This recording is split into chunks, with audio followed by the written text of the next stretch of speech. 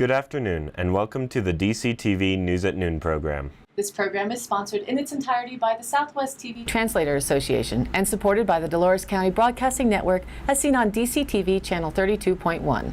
The News at Noon program is the best assembly of news and local weather for the Four Corners region. Give us your feedback and news alerts at 677-4119. With all that said, I'm Kendra Cook, and my co-host is Kelsey Kiesling, and featuring Jerry Tope with the weather. Now, for February 17th, 2016, here's the news. From the Cortez Journal, more parents have been able to find licensed childcare for their infants and toddlers thanks to grants through the Southwest Colorado Early Childhood Collaborative. Tamara Voles, Executive Director for the Early Childhood Council of La Plata County, said, in the first year, the grants have helped child care centers across the region improve their buildings and buy equipment, making it possible for them to care for more children. Volt's organization worked with the Montezuma Early Childhood Council to form the Regional Childhood Collaborative, which received funding from the El Pomar Foundation. So far, the initiative has helped add 69 child care openings for infants and toddlers in Archuleta, La Plata, and Montezuma counties. La Plata County added 36 openings and Montezuma added 29. It's expensive for centers to offer infant and toddler care because the number of children each caregiver cares for is lower. For example, one staff member is required for every 5 children between 1 to 3 years old. While the grants were not available to help pay salaries, they did help centers improve facilities. At the Ute Mountain Ute Child Development Center, a $16,665 grant helped pay for new changing tables, safety gates, toys, playground equipment, and repainting to help care for 15 new infants and toddlers, according to a progress report from the center. The tribe fully funds the center without any help from the state. At other centers, low-income parents can qualify for assistance to help pay for care. Even after its expansion, the Ute Mountain Ute Center still has a waiting list of about 10. At the River House Children's Center in Durango, Executive Director Carolyn Tinsley was able to reduce teacher turnover and burnout by offering higher pay and adding support staff and a half day off per week. The River House also benefited from a $5,277 grant from the collaborative that helped them open a new room and care for 10 more children a day. To help more fully understand the workforce problem, Volz just sent out a survey to regional child care center directors. According to the Durango Herald, halfway through 2014, 3 Arizona men were falling under the sway of the Islamic State group, authorities say. The trio watched videos depicting violence by jihadists, tried to get pipe bombs, planned an attack at a Prophet Muhammad cartoon contest in Texas last year, and research traveled to the Middle East so they could join Islamic State fighters, investigators say. 2 of the men brought semi-automatic rifles and an Islamic State flag to the May 3rd contest featuring cartoons deemed offensive to Muslims and died in a shootout with police before hurting anyone attending the event in suburban Dallas. The 3rd man goes on trial Tuesday in Phoenix in what is believed to be the first time the U.S. government has put a person on trial on terror charges related to the militant group. Abdul Malik Abdul Karim, a 44-year-old moving company owner, is accused of hosting the 2 gunmen at his home to discuss plans for the attack, going target shooting in the remote Arizona desert with the pair, and providing the guns used at the contest. Prosecutors say Kareem also encouraged Elton Simpson and Nadir Sufi to carry out violence in the United States in support of the Islamic State group and inquired about explosives to blow up a stadium in Metro Phoenix during the 2015 Super Bowl. Kareem denies the allegations. It's unknown whether the thwarted Texas attack was inspired by the Islamic State or carried out in response to an order from the group. USDA Undersecretary for Food, Nutrition, and Consumer Services Kevin Conconin announced Tuesday a proposed rule designed to provide Supplemental Nutrition Assistance Program, or SNAP, participants increased access to healthy foods by requiring stores that accept SNAP to stock a wider array of food choices. The 2014 Farm Bill required USDA to develop regulations to ensure that stores that accept SNAP offer a broader variety of healthy food choices. The stocking provisions in the proposed rule would require require SNAP-authorized retail establishments to offer a larger inventory and variety of healthy food options so that recipients have access to more healthy food choices. SNAP retailers would be required to offer 7 varieties of qualifying foods in 4 staple food groups for sale on a continuous basis, along with perishable foods in at least 3 of the 4 staple food groups. The food groups are dairy products, breads and cereals, meats, poultry and fish, and fruits and vegetables. In addition, the proposal calls for retailers to stock at least 6 units within each variety, leading to a total of at least 168 required food items per store. This proposed rule is one of many ways USDA is working to expand access to healthy foods for SNAP recipients. USDA has piloted the use of incentives to purchase healthy foods at point of sale in various venues, including farmers markets and small groceries, where the incentive provided for additional purchase of local produce. The 2014 Farm Bill provided $100 million for Food Insecurity Nutrition Incentive, or FINI, grants to expand this effort, which USDA awarded to grantees in the spring and fall of 2015. USDA has also worked to increase SNAP participants' access to farmers markets and direct marketing to farmers, resulting in over 6,000 authorized locations, an 8-fold increase since the beginning of the administration. USDA is working to ensure that access to food retailers is not hindered for SNAP participants as a result of this rule. Comments and suggestions on the proposed rules are encouraged to help USDA determine when, where, and if any flexibility should be provided to prevent reductions in SNAP client food access. SNAP plays an important role in reducing both poverty and food insecurity in the U.S., especially among children. SNAP is an effective and efficient health intervention for low-income families with a positive impact on children beginning before birth and lasting beyond childhood years, improving health, education, and economic outcomes, according to the USDA. Over 260,000 retailers nationwide are currently authorized to redeem SNAP benefits. According to the Cortez Journal, marijuana use has brought a new era of impaired driving to Colorado, but it's too early to understand the impact. Beginning in January 2014, Colorado State Patrol began tracking marijuana-related citations in an effort to identify trends. The data showed a 1.3% decrease from 2014 to 2015 for DUI and DUID citations involving marijuana.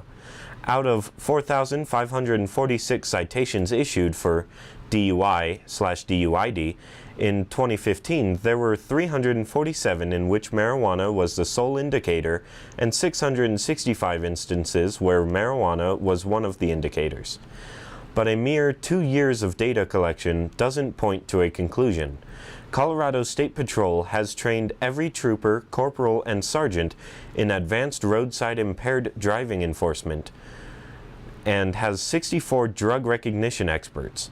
Driscoll said the State Patrol began tracking marijuana-specific citations more efficiently after the passage of Amendment 64 legalized the private use, home growing, and limited possession of marijuana.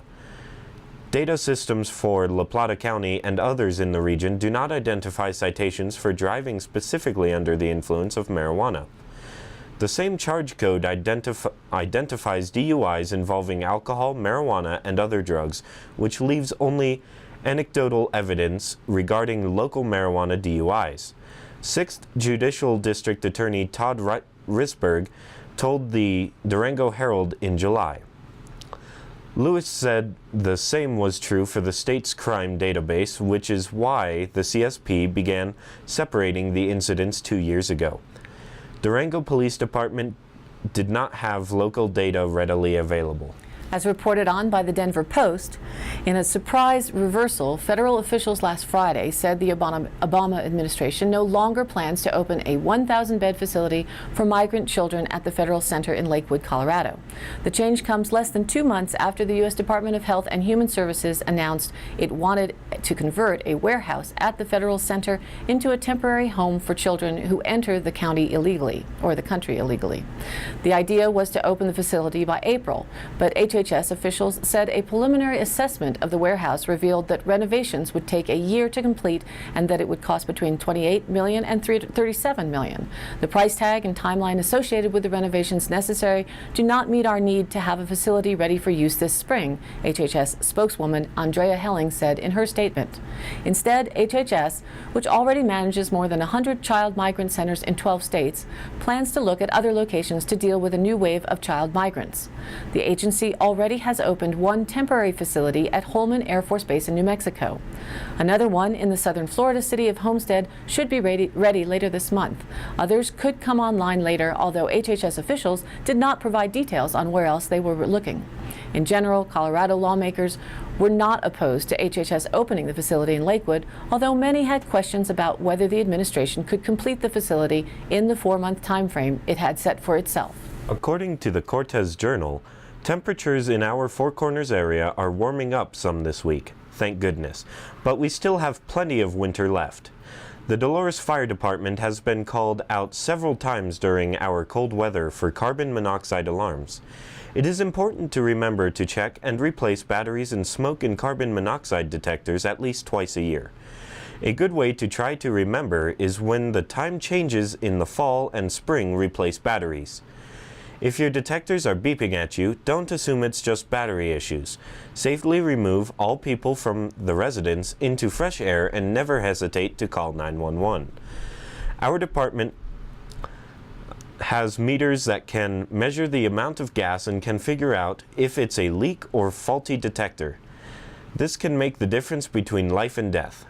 Important things to remember during cold weather. Make sure all stovepipes and chimneys are clean and free of creosote and debris.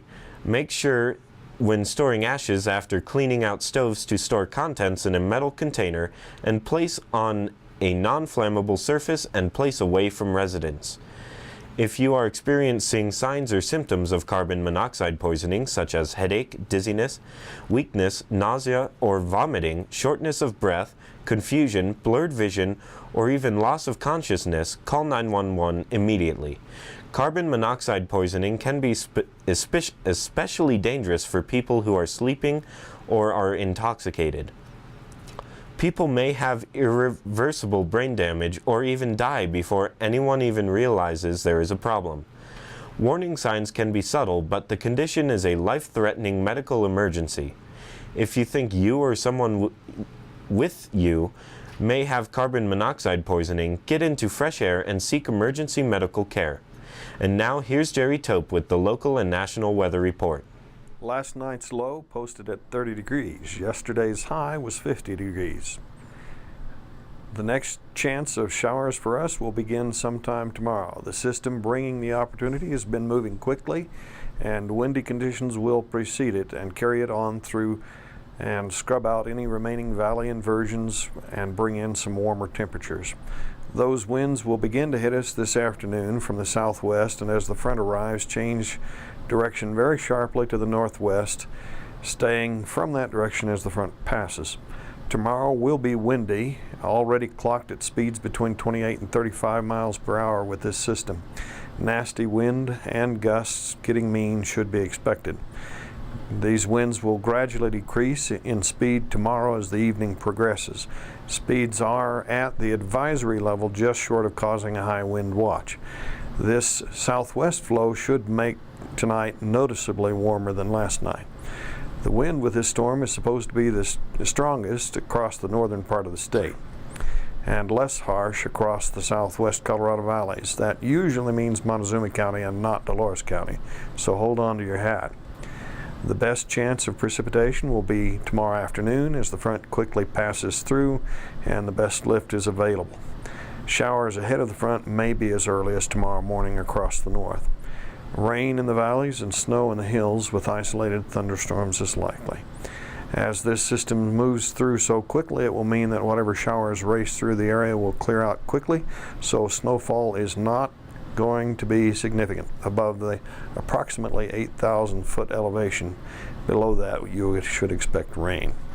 And no one's yet saying whether we'll even get a few hundredths of an inch or more in rain. The most promising conditions for moisture are from the I-70 corridor northward. The Cascades and Sierra Nevada are expected to get the greatest snowfall totals from this system, plus of 1 foot likely. Precipitation is also expected from Nevada to Colorado as the front moves inland. High pressure afterwards will give us dry, pleasant, and idyllic weekend conditions for our area. There's not much to say about the national forecast. As you can see, the strong storm system that was over the eastern third of the nation is continuing to track northward into Canada today. After all the snow, ice, and rain over the eastern U.S. yesterday, expect much better conditions to settle in for the remainder of the week. With a large ridge of high pressure to cover everything east of the systems now causing this northwest activity that we saw in the satellite image. These are all very spring-like conditions, and storms make it feel like spring will be coming way too early. And it will likely see most of our trees budding mid-March here in the southwest if the nights don't stay cool enough to slow them down. Temperature predictions are still the same as yesterday's. The upcoming 5 days highs will be in the upper 50s and lows will be in the mid to upper 20s. And yet I'm still curious to see what tonight's low ends up at, with this incoming southwest flow promising the mildest nighttime temperature for the year so far. Now back to the news. According to the Durango Herald, following a cold January, fire officials are reminding residents to clean their chimneys midway through winter to prevent fires. The Durango Fire Protection District has responded to 3 chimney fires since December 1st, 2 in the last couple of weeks, partly a result of cold temperatures in January when residents used more wood or coal, according to a news release issued this week.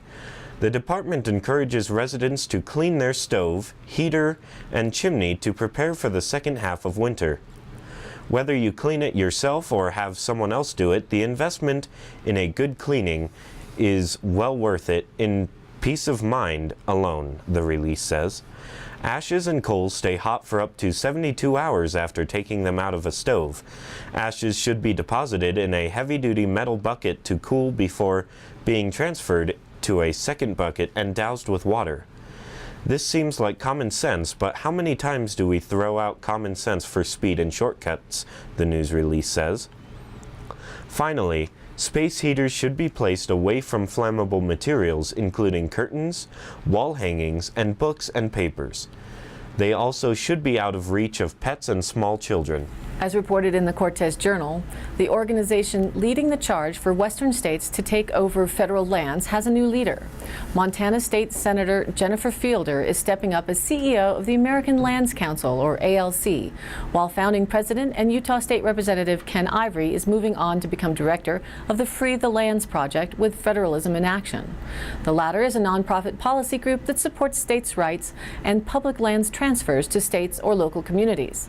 The shift comes as the ALC and the public lands transfer agenda have faced growth and criticism, and as militant fellow travelers gain notoriety for the movement. Ivory co-founded the ALC in 2012 to push for the transfer or seizure of national forests and rangelands to states or local governments. Since then, Ivory has rallied sagebrush rebels and anti-government supporters and shepherded a west-wide public lands crusade that has gained traction from county commission offices to state legislatures. Fielder, already a frequent speaker on behalf of the ALC, moves into her new position with her own connections to right-wing extremists. Fielder is vice chair of the Montana Republican Party and has served as a board member of the Sanders Natural Resources Council, a county natural resources advisory committee that has backed county coordination and local authority over federal lands. John Trockman, founder of the anti-government Militia of Montana, which has ties to white supremacist groups, started the council in 2006, according to a 2012 Montana Human Rights Network report. Fielder also has connections with the Oath Keepers, a constitutionalist militia group. The transition comes after the ALC and Fielder have weathered ethics complaints in several states, suggesting the group was illegally lobbying in the past year. In Montana, an aide for Fielder resigned after it was disclosed he was also working as a lobbyist for the ALC, a potential violation of state legislative rules. This January, a report revealed that Ivory made $135,000 as president of the ALC in 2014, accounting for half of the group's revenue, which comes through memberships to counties, businesses, and individuals. Fielder said her CEO position is voluntary and unpaid.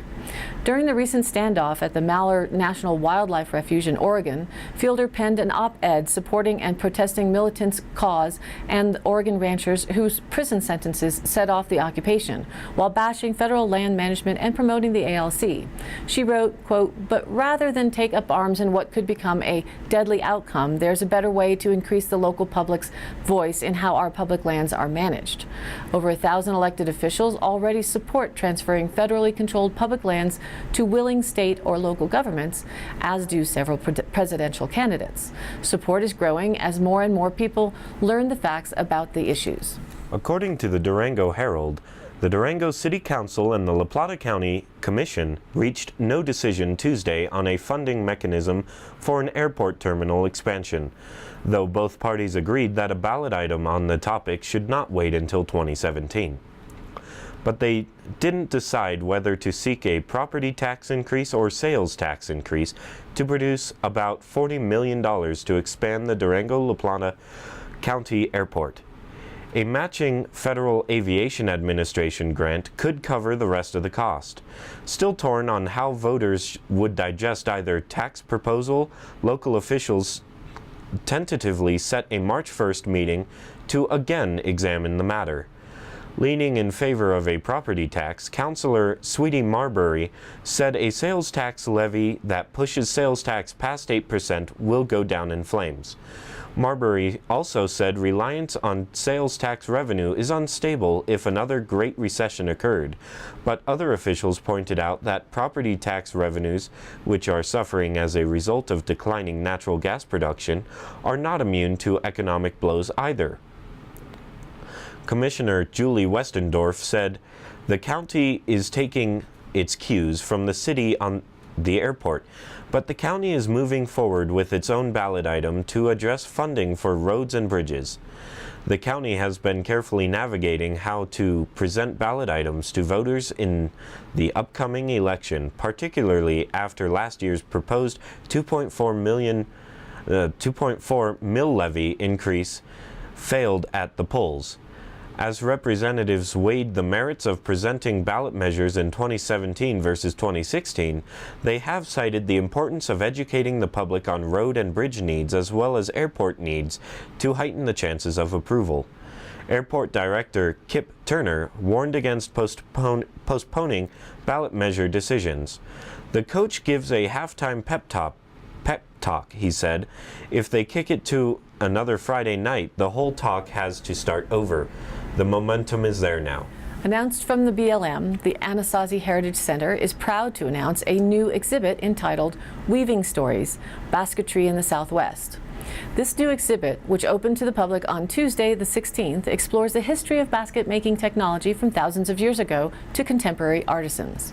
One of the featured items in this exhibit includes a 7,000-year-old basket that was excavated in Delta County, Colorado, said Marietta Eaton, BLM Anasazi Heritage Center and Canyons of the Ancients National Monument manager. This basket was discovered on BLM lands in the Uncompahgre field office, and we are excited to display an object that has been curated by our staff. Many other baskets from the AHC collection, as well as those on loan from the Ute Mountain Ute Tribe, Twin Rocks Trading Post in Bluff, Utah, and Mesa Verde National Park will be on display. This unique exhibit provides visitors with an intimate glimpse into the long history of basket making in the Four Corners region, basketry technology, and the stories baskets tell us in each and every stitch. To learn more about the basket weaving techniques, the community is invited to a family open house from 1 to 3 p.m. on Sunday, February 21st. All ages will enjoy a variety of activities and demonstrations free of charge. For more information about the exhibit, go online to search blm.gov. The exhibit will remain open until February 2017. According to the Durango Herald, Uber has arrived in Durango, bringing a new transit option to challenge the price and convenience of other local transportation companies. Since Thursday of last week, David Muller's white Chevy Suburban has sported an Uber sign in the windshield, and Durango's first Uber driver said he provided more than 20 rides during the weekend. Muller, who owns Durango River Tippers and Adventure Tours, said he immediately registered as a driver when his brother-in-law in Denver told him Uber was available in Durango. Established in 2009, Uber is a ride-booking service offered in 400 cities with more than 8 million users. Users can download an app, register payment information, and request a ride depending on passenger load. The cheapest option, which accommodates 4 passengers, has a base fare of about 75 cents with an additional 13 cents charged per minute or $1 per mile. Colorado drivers register and undergo a background check with Uber's Denver office, which could not be reached Monday for comment. As more drivers sign up, the service will stabilize locally as clients see they can rely on multiple drivers. If Muller's weekend is any indication, Uber drivers will be capitalizing on Durango's nightlife. Muller said he gave someone a lift from the airport and transported a few groups to Purgatory Resort, but most customers are requesting rides from their hotels and residencies to the downtown area from 5:30 p.m. onward. Fare for a ride in town is $11 or $12. The clientele, Muller said, is a 50-50 split between tourists who assumed Durango offered Uber and locals shocked to see Uber is at last in La Plata County, which was previously deemed too small for the service. In today's High Country happenings, for Pets' Sake Humane Society's monthly board meeting is Thursday, February 18th at 6:30 p.m. at the Cortez Public Library. Discussion includes finances, pet assistance, programs, and fundraisers, including the spring yard sale. All are welcome, and for details, you can call 970-565-PETS or 7387. Montelora's Early Childhood Council Family Night is also Thursday from 5:30 to 7 p.m. at the Johnson Building in Cortez. They will be celebrating Dental Health Month and focus on social emotional skills for children up to age 8. Free activities and dinner is provided, and you want RSVP to 970-564-3211 or email mecc@montelorasecc.org. Then on Saturday, February 20th in Cortez at the Sunflower Theater from 7 p.m. to 9 p.m., experience the music of the Badly Bent with Last Nickel.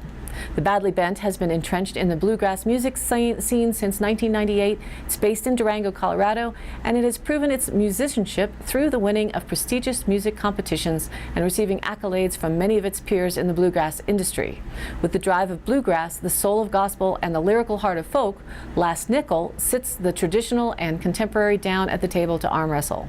Admission is $12 online or $15 at the door, and doors are open at 6:15 with a cash bar available. For more theater events, go online to sunflowertheater.org. And don't forget that family open house at the Anasazi Heritage Museum from 1 to 3 p.m. on Sunday, February 21st. We'd love to share information about what's happening to support all of the regional groups, individuals, and communities, so please let us know your events by sending an email to dcbnnews@gmail.com, post to Facebook DCTV News at Noon, or call 677-4119. Again, thanks for tuning in. This program is aired live at noon and rebroadcasted at 2:30 and 8 p.m. on Channel 32.1 Dolores County, on Channel 30.4 in Montezuma County, and their cable Channel 5. You can also re-watch the broadcasts on YouTube at the DCTV News at Noon channel, and check out, share, and like us on the DCTV News at Noon Facebook page. For Kendra Cook, Jerry Tope, and all those who are working to bring you DCTV and the News at Noon program from Dove Creek, USA, I'm Kelsey Kiesling. See you next time.